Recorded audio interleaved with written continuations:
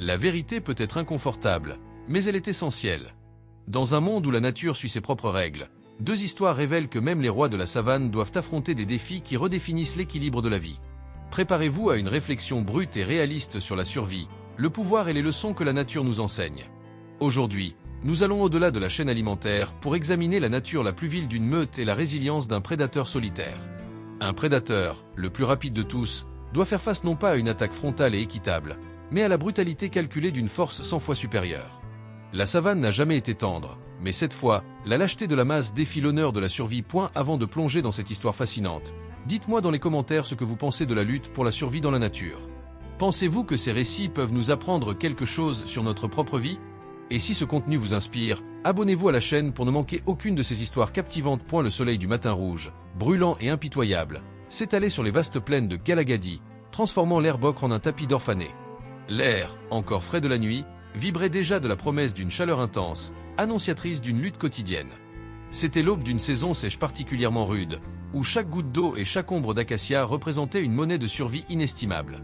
C'est dans ce théâtre grandiose et cruel que nous rencontrons Asa, le guépard. Asa n'était pas un guépard ordinaire, bien qu'il ait partagé la même silhouette élégante et les larmes noires emblématiques peintes sur son visage. Il était connu dans cette région par les observateurs silencieux pour sa vitesse phénoménale, bien sûr, mais surtout pour sa prudence inhabituelle, presque philosophique. À l'âge de 4 ans, une période de maturité complète, il avait déjà survécu à 2 tentatives d'usurpation de son territoire par des mâles plus jeunes et plus impétueux, non pas par la force brute, mais par une connaissance presque instinctive des faiblesses de l'ennemi. Son dilemme n'était pas la force, mais l'isolement. Guépard solitaire par essence, Asa portait le fardeau de sa propre existence. Chasser, se défendre et survivre seul, sans la sécurité d'une meute ou d'une coalition. Sa motivation était simple, viscérale, la faim et le territoire, les 2 lois suprêmes de Galagadi. Il avait passé les dernières 48 heures sans réussir une chasse fructueuse, les proies étant devenues trop clairsemées et nerveuses. Cette faim, qui rongeait ses flancs, était plus qu'un simple inconfort. Elle était une pression existentielle qui pouvait rendre imprudent même le chasseur le plus avisé. Son regard, focalisé sur l'horizon, balaya le paysage jusqu'à ce que ses pupilles d'or se contractent légèrement.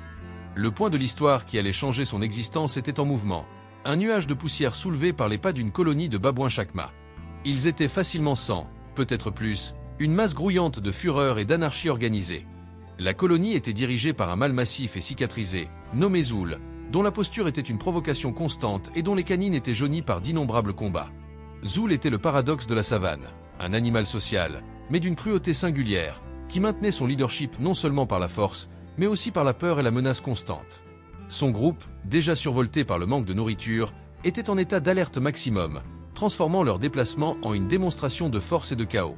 Leur présence à cette heure et dans cet endroit, près d'un point d'eau saisonnier que convoitait également Asa, était déjà un affront.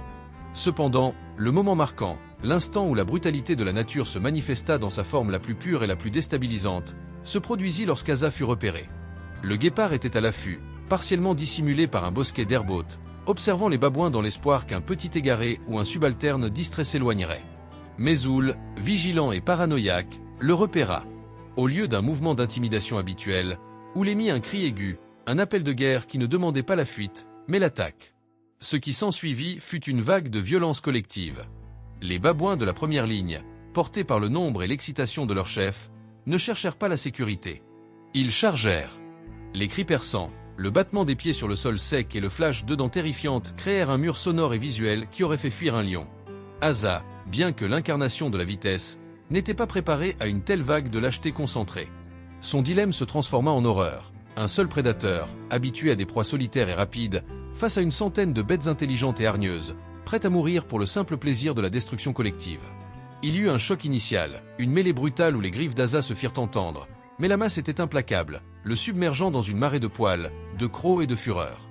C'était la manifestation la plus abrupte et émotionnelle de la nature, non pas la chasse par nécessité, mais la punition par la masse. Le contraste entre l'élégance solitaire d'Asa et l'horreur grouillante des 100 babouins était saisissant et soulignait l'injustice fondamentale de l'attaque. Asa se retira de la mêlée initiale avec une agilité désespérée, mais les marques étaient déjà visibles.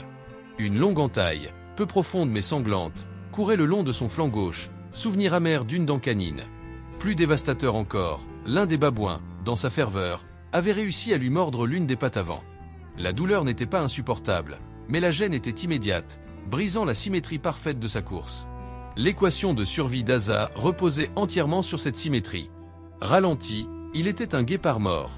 Les babouins ne se contentèrent pas de l'attaque initiale. Sous l'impulsion de Zoul, qui regardait la scène d'un rocher élevé avec l'air d'un empereur cruel, ils formèrent une ligne de poursuite, ne cherchant pas à tuer immédiatement, mais à l'épuiser. Ce n'était pas une chasse, c'était une torture psychologique orchestrée par l'intelligence collective de la meute. Pendant que Zoul savourait son triomphe-lâche, un autre personnage émergeait dans cette histoire de survie inégale. Nala, une jeune femelle babouin. Nala faisait partie des subordonnés, souvent tenus à l'écart par les mâles dominants. Contrairement à la rage insensée de ses congénères, elle observait le guépard avec une curiosité empreinte d'une étrange empathie. Elle se souvenait d'Asa pour une raison précise.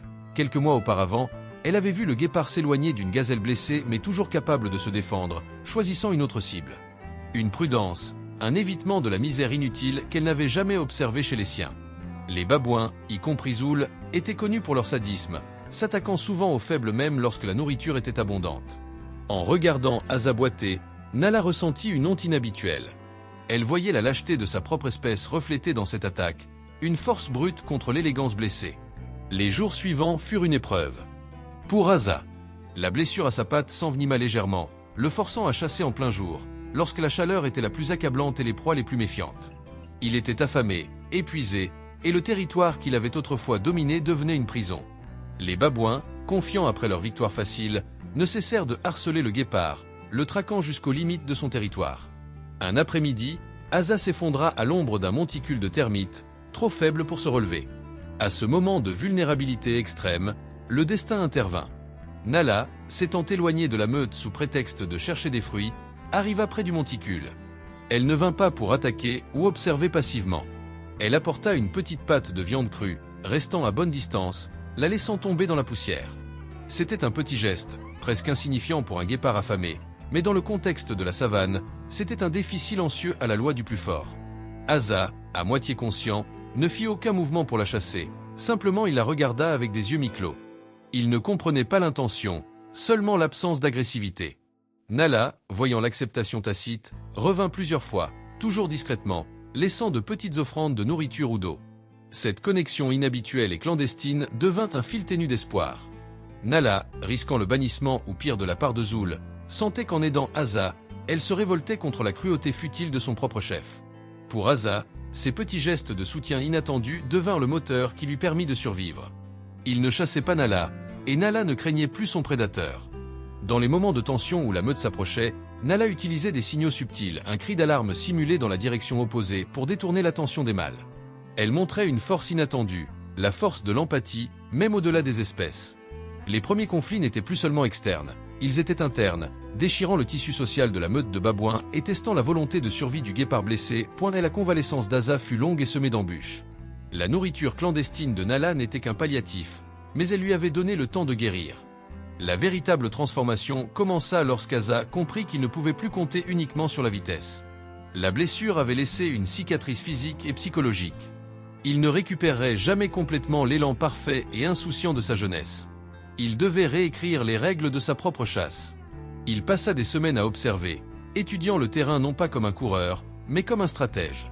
Il commença à utiliser les termitières pour l'élévation, les ombres des acacias pour la dissimulation, et les vents dominants pour masquer son odeur, compensant le déficit de vitesse par une patience et une intelligence redoublées. Le guépard avait appris l'humilité. L'attaque lâche des babouins l'avait forcé à évoluer de la pure athlète à l'esprit aiguisé. Pendant ce temps, la tension augmentait au sein de la colonie de babouins. Zoul, fier de son rôle de tyran, devenait de plus en plus impitoyable à mesure que la saison sèche s'intensifiait. Les ressources se raréfiaient, et son leadership, basé sur la terreur, commençait à s'effriter sous le poids de la feinte et de la méfiance. Nala, inspirée par la résilience d'Asa et écœurée par la cruauté inutile de Zoul, commença à consolider discrètement des liens avec d'autres femelles et des subalternes fatigués de la tyrannie. Elle utilisait les informations qu'elle recueillait lors de ses excursions où l'eau était la plus rare, où les proies les plus faibles pouvaient être trouvées pour aider son petit groupe, créant ainsi une solidarité basée sur l'équité et non sur la peur. Le véritable point de bascule survint lors d'un après-midi étouffant. Zoul, dans un accès de rage, attaqua brutalement une femelle âgée et faible qui avait échoué à trouver suffisamment de nourriture pour elle et son petit. Ce n'était pas une punition pour la survie, mais une démonstration de pouvoir gratuite. La cruauté fut le catalyseur. Nala, se souvenant de la retenue d'Asa face à la gazelle blessée, sentit le besoin irrépressible d'agir. Elle se positionna entre Zoul et la femelle, un geste suicidaire. Sa petite taille ne faisait pas le poids, mais ses yeux brûlaient d'une conviction inébranlable, défiant l'autorité du mâle alpha. Ce fut le moment de dépassement de soi qui inspira les autres. Plusieurs babouins subalternes, lassés de la tyrannie, rejoignirent Nala. La hiérarchie était remise en question. Au même moment, Asa, désormais plus fort et chassant avec une précision chirurgicale, était témoin de la scène depuis une colline voisine. Il ne comprenait pas l'intégralité du conflit social, mais il reconnaissait l'agresseur, Zoul, et la défenseur, Nala. Un geste symbolique s'imposa.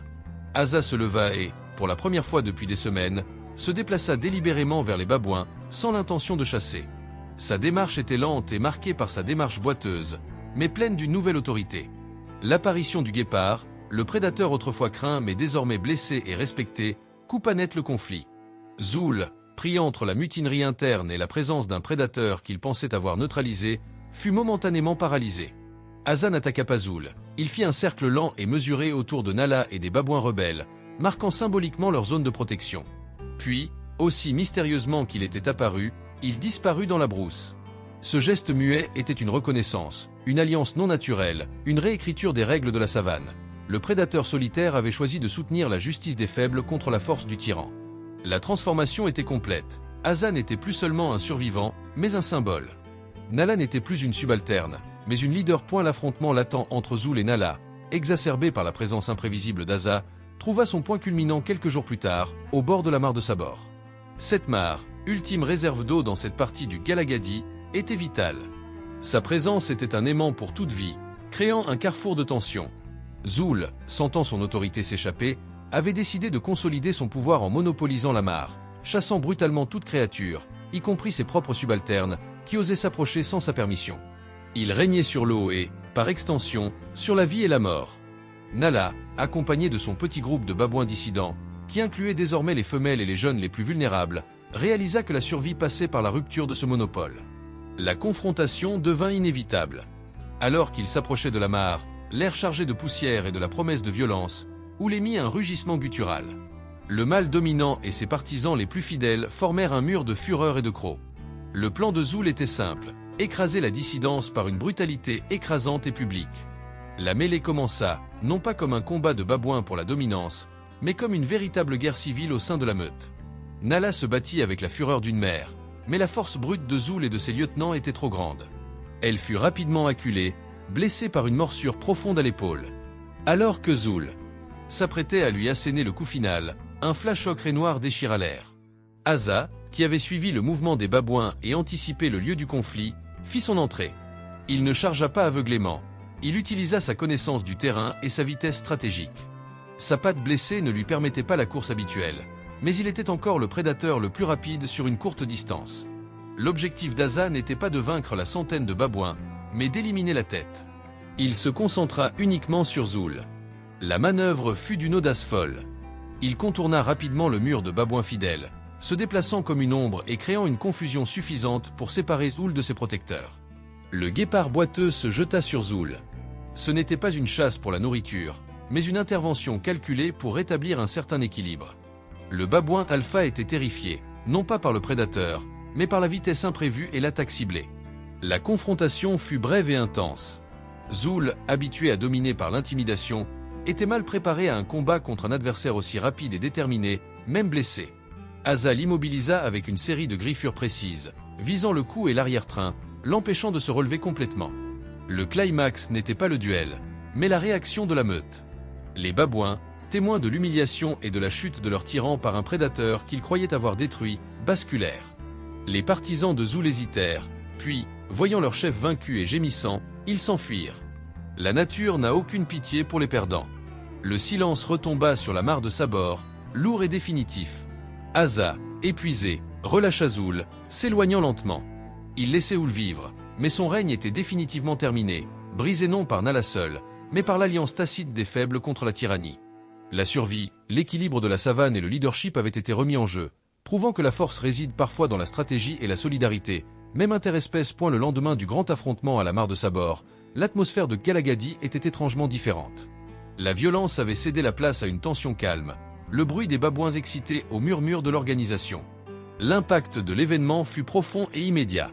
Zoul, humilié et gravement blessé, fut chassé sans merci par les babouins qu'il avait autrefois tyrannisés, condamné à la solitude et à la fin cruelle de tout chef déchu dans la nature. Nala, sans avoir besoin d'affirmer son pouvoir par la force, devint la chef de facto de la colonie. Sa prise de leadership ne fut pas un couronnement par la brutalité, mais une reconnaissance par la gratitude et le respect. Elle instaura un nouveau type de leadership, basé sur la coopération et le partage équitable des ressources, même rares.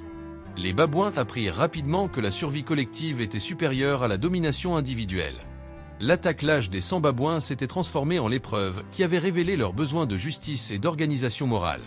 Pour Asa, le guépard, la victoire était plus subtile. Il n'avait rien gagné en termes de repas, mais il avait regagné son territoire, et surtout, sa dignité. La cicatrice sur sa patte restait, un rappel permanent que la vitesse seule n'était pas suffisante. Il chassait toujours, mais avec une sagesse nouvelle.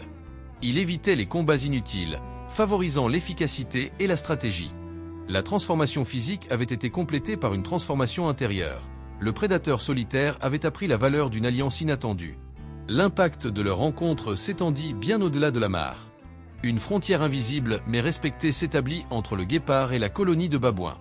Asa pouvait chasser à proximité sans être harcelé, et Nala garantissait que la meute ne s'aventurait pas dans le territoire de chasse principal du guépard.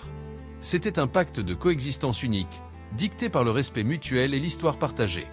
Le guépard, le plus rapide des coureurs, et la babouine, le plus sociable des primates, avaient enseigné à la savane une leçon puissante.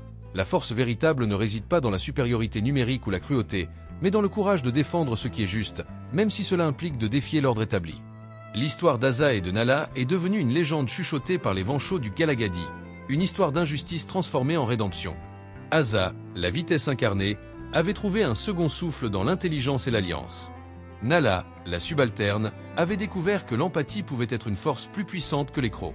Leur parcours avait apporté la transformation et l'apprentissage, renforçant le message central de l'histoire. Même face à l'attaque la plus lâche et la plus déséquilibrée, la dignité et la résilience peuvent non seulement assurer la survie, mais aussi réécrire les lois brutales de la nature. La cicatrice du guépard n'était plus une marque de défaite, mais le symbole d'une sagesse acquise au prix fort. Si cette histoire vous a touché ou fait réfléchir, partagez-la avec quelqu'un qui pourrait aussi en tirer des leçons. Et dites-moi dans les commentaires quelle partie vous a le plus marqué et pourquoi. Votre soutien, en vous abonnant et en interagissant, aide à faire vivre ces récits et à les partager avec d'autres passionnés de la nature et de la vie.